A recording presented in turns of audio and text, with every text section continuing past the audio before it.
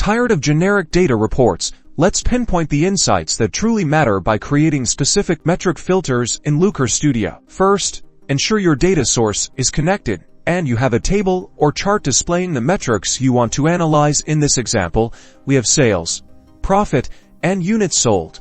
Now, add a filter control to your report. Go to Add a Control in the toolbar, then choose Filter Control.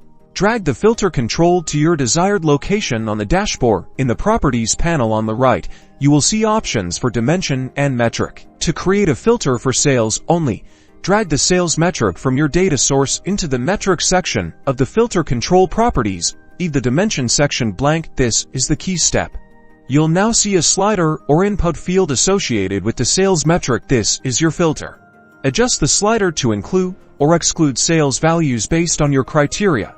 As you adjust the sales filter, the entire table or chart will update, showing you how profit and units sold are affected by changes in sales performance. This allows you to see how other metrics relate to sales. That's it.